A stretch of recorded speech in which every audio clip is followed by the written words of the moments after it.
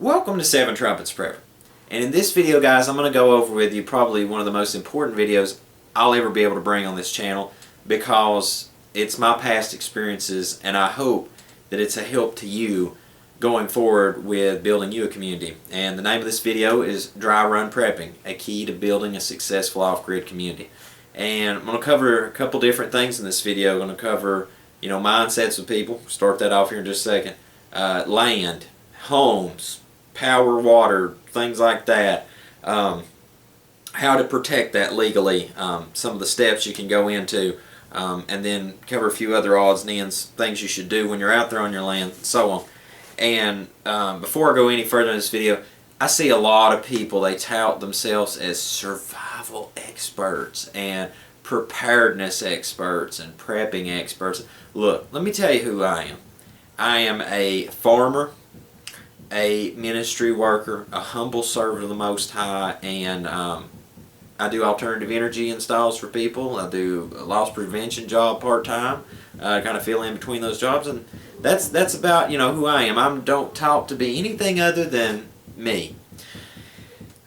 With that said, all these people that profess to be a survival expert, I want to see where they have actually one time in their life developed something, develop land, live the lifestyle. I mean, there's very few people, just real quickly before I go any further in this video and actually get the heart of the matter, there's a few people in the prepping community I actually respect, even though some of our value sets might be a little different, like as far as beliefs about prophecy and how things play out. But like Scott Hunt, for example, he doesn't just talk it, he walks it, he shows you, this is how to do this, this is, blah, blah, blah. Let me find someone else, another great example.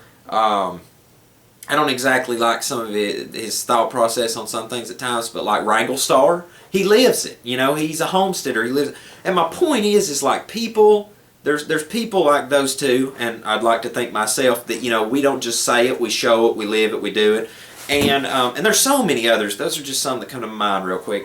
And it's like all these other people are giving advice, and I'm like, you've never even done that. You've never even made the effort. So why even bother? Okay. So, now that that's all out of the way, the first thing you need to do building a prepping community, because I've made 3 efforts at this, I'm in the 3rd effort right now, and I hope I never have to work at it again. This is the final get it right, is you need to make sure that people you prepare with, your mag group, your fellowship, whatever it is, that all people are of one mind and one accord, so that when you go forward and, you're doing what you do, and building a community or whatever that may be, that you don't have strife and contention and debate, because I'm telling you, one person, just one person, can become a cancer overnight. I promise you. I've seen it in other places. I've experienced it within, my own group of people. I don't like it. Those people got to go. Now with that said, to actually get to the heart of this video now, what you need to do for dry run prepping. The word dry run prepping, why I use that phrase, is like, if you notice, I'll give you a prime example most people should very well understand, is drug dealers, cartel. They don't just send $1 million worth of drugs across the border overnight. They would do a dry run, figure out, this is the route we're going to go, this is how we're going to do it, blah, blah, blah. I'm not a drug dealer. But my point is the way that they do that, they make sure that they're set in place before they start doing that, so that they don't go in a hole, they don't lose their drugs, they don't get busted, blah, blah, blah, blah. Well, if you adopt that mindset for prepping, though, that's actually something good to glean from something so terrible, is that you want to make sure that everything you're doing is in place, so that when the time does come, when it does matter, you're ready. And you can cob up, you can mess up things. Now, nobody's perfect. Like I said, I just spent the whole first part of this video ranting on all these survival experts. They never lived it.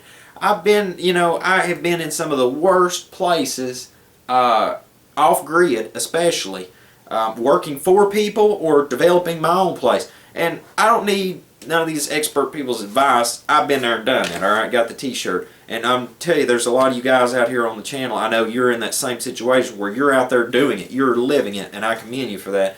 And so there you go. Number one is after the people factor. And if you want to view a good video right there about the people factor, make sure to watch that. The second thing you want in place is your land. Now, what I'm about to tell you, tax advice, legal, and all that, this is my thoughts. I don't own none of this. I'm not going to own to it. What I'm saying is just out there in the open. So if you want to look into it, hey, look into it. When it comes to land, you can do one of two things. You can lease it to own. Don't never just lease it. Lease it with the option to own, or you can straight up buy your land. Now, if you lease the land to own, you need to make sure that it's within terms that if you don't like it, just throw it away. You don't need the lease anymore. Get your stuff and get out. If you're going to buy it, make sure that you for sure want it. Because now let me tell you, I've lived here on this farm all my life. And in 2009, I made the decision to get prepared so I could help myself, my family, friends, and even part of my community if possible. Subdivisions got built. Houses got built. People moved in. And there's so many people now around me that, I mean, literally, it's a hotbed for when the time comes that people are just going to descend on this place like Attila the Hun to pillage it and plunder. It's like, oh, there's cows in the field. I need a hamburger. You know, because I didn't prepare nothing. And they'll come steal and kill and plunder. It's just the way mankind works. Well, you need to make sure the place you get is far enough away from humanity and everyone else around that you don't get plundered.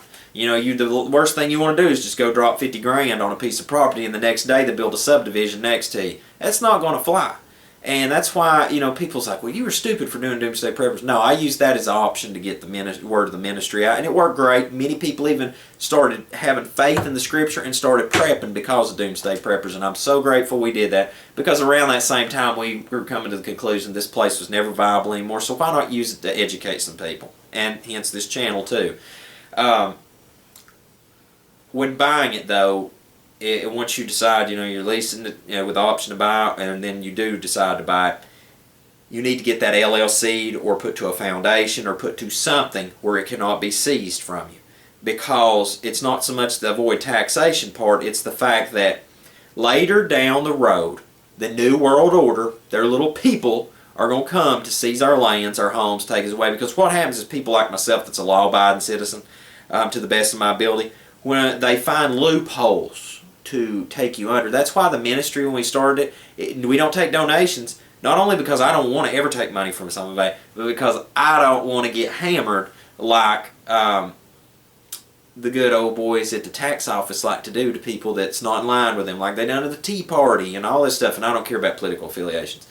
But the prime example of this is for those of us that keep scripture, like listening to other people out there in the Word, is Ken Hovind. I salute that man.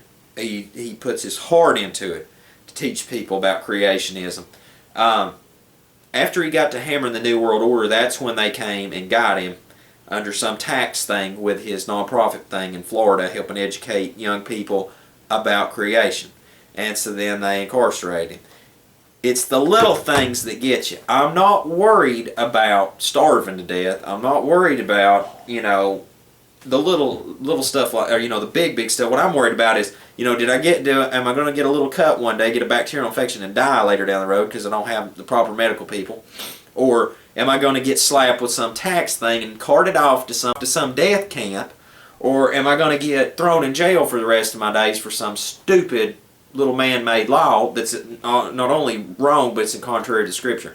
That's what I'm worried about. And getting your land a foundation to a ministry, to a group of people, and have a board over that, that helps to protect you. I'm not saying evade taxes, I'm just saying there is protection there where it can't just be come in and seize one person's stuff and take it from them.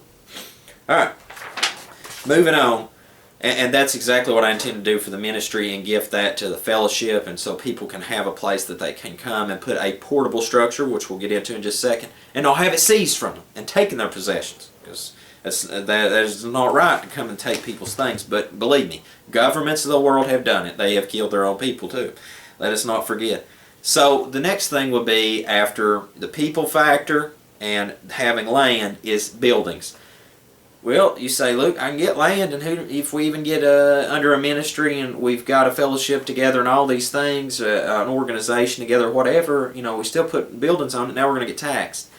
Now, here's the deal. In Tennessee, in my state, there's such an area as the gray area.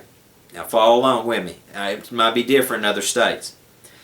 Here in our state, if you get a portable structure like a shed, a little barn, a tiny house, a fold-out house, either the ones that's the box out or the fold-up structure and the wall comes out, anyone like that, that is a portable structure, and therefore, under the legal code, it should be non-taxable. I'm not a specialist at this. I'm just passing along what information I've gleaned so far.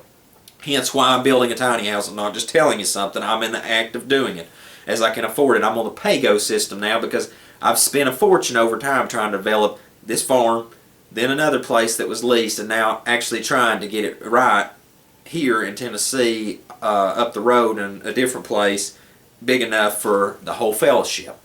And that's where we're at with that right now. But anyway, the tiny house, all these structures should qualify as portable structures and therefore should be like non-taxable. Another thing with avoiding the insurance, like with an RV, things like that, is what I've looked in so far, and you need to research these things for yourself because every state varies. Not only that, around the world, there's laws in different countries.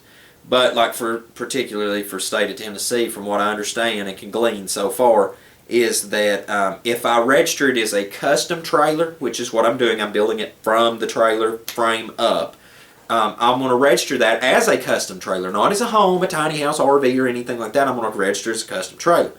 And the reason I'm doing that is so later down the road, I don't have a home to seize. I have a asset, a little piece of asset called a custom trailer, but I don't have a home to take. Okay? So therefore, you have a home and exists, but yet it doesn't, but yet it does. And I hope that kind of breaks that down, what I'm trying to say. Legally, when it comes to having water and power and things like this on your land, a well is something that usually you can slide by with. They won't rag you for that or having running water on your land, but the situation arises when you start putting in utilities and things on your land. Now, if you notice, I said the key to building an off-grid community. Why would you want to build a community and then you put a freaking telephone pole down at the end of the driveway, letting the world know, hey, there's something up this driveway? You don't want to do that. If you're going to live off-grid, live off-grid. Be real about it, all right? And if you put all those utilities in a cargo container, Connex container, CMARS, whatever you want to refer to it as, all that in my state, if I've understood the laws correctly and from what I've researched, that is something also that is portable, therefore non-taxable, and by it being affixed to the land. So therefore, that should help you in that sense that you can put your panels on top. Companies are actually making this now where the power system's down in the box and the solar panels on top. You can put the turbines, mount them on the side of the structure and run them up. So that way nothing's affixed to the ground, nothing's permanent as per se into the soil or permanent foundation, pure foundation, whatever you want to say. So that covers you with your people, your land, your structures. Now the last thing I would say is I've done that video about scenarios that you can do out there when you get a piece of property or you have a place to bug out to, or if you already have a piece of land developed. There's some great scenarios you can watch right there. That video shared that info. But the last thing I would say is you really do need to get everyone, all hands on deck, out on that land, developing it, living on it as often as possible. Spend some time on it. I mean, for crying out loud, one day you're going to leave here. This farm, I'm leaving this farm one day to never come back. I mean, that's the ultimate goal. For me right now, I mean, it's a great place. I'm in here in my office, my study area, and come in and get a book, sit down and read it, and I'm happy here. But this is not the end for me. This is only a stop-off until I can get the place finished up and move out to it one day. And the more you can go out and work on that land, get comfortable with that land. A lot of the people in the tiny house movement, I'll give you an example from this. If you notice, a lot of the people in the tiny house movement, they will build them a tiny house. They have them a piece of land or property or wherever they want to be. They take it to it, and they spend a lot of time out there at it. Now, they don't live there constantly. Some do, but others don't. But they'll go out there to it. So it's like their vacation place, their recreation place, blah, blah, blah, place to go unwind from the world. And that's fine, but that's the same mentality you should start putting in to perspective with building an off-grid community, because eventually when you can transition from Babylon, from here where I'm at and where most of us are at, out of the cities and out of the chaos, out to where it's quiet and it's peaceful, and the countryside, the mountains, the wilderness, wherever you want to go, whenever you finally get out there, then you're away from it all and you have everything prepared. And now another thing that will come up, and I guess this is the last point I'll make, as I should have said this back with the structures, but there's just so much to cover, is portable greenhousing. You can do that with the Connex containers. You can do it with the geodesic dome like I've worked with. That way, if they ever go to knock you for that, you can move the structure too. Everything needs to be in portability, so that later down the road, when laws are put in place, they can't come seize these things, because the laws are very gray right now. And that's great. That's where I like it, because that way I can have flexibility with what I need to do. Because later down the road, ladies and gentlemen, and I'll bring this video to a close, is that when the time comes later down the road, what will happen is that society will collapse. Whether that's the seven trumpets of Revelation taking place, or that's just society in general, but something will happen eventually, or very soon in the near future, I feel, that everything will collapse. There's not going to be a little tax guy driving by to say, hey, you know, I need to charge X amount for property tax, or hey, this is there, and blah, blah, blah. All that's going to dissolve. And if you can skim by for now, and not be on the radar, miss all these codes, live in the gray area, later down the road, you can do what you want to with your land, because there ain't nobody going to bother you, because the world has fell off the rails. So just some thoughts to help keep you protected in the meantime. And that's exactly the bounds that I'm trying myself to keep myself in check with. And I hope that's a help to you. That has been my experience over since 2009 that's brought me to this day. And I, you know, don't ever count. The last thing I will say, and I promise I'm going to close this, don't ever let your failures rule your life. Let your successes be your motivator for carrying forward, because, you know, I've not always succeeded at everything I set out to do, but I made an effort. And most people won't even make an effort. You know, most people will sit back and criticize people. And they've never done anything productive in their life. They've never done anything to make an effort at whatever that may be. You know, it's like somehow criticize an NBA star for something, and they've never played basketball in their life. They'd be terrible at it. But at least that NBA player got out there and he shot at the basket. You know, he made an effort, and that's all that matters to me at the end of the day. It's making an effort, because the Father is going to have to be what carries us forward in the end, because I can make all the physical preparation I can possibly make. But Messiah is the only way we're going to have eternal salvation. And at the end of the day, He's going to have to watch over us when this time comes, because it's going to be the most tumultuous time in the history of humanity. So I hope this is a help to you. Until we see you again here at Seven Trumpets Prayer Channel, I hope you have a most blessed day. In Yahushua's name.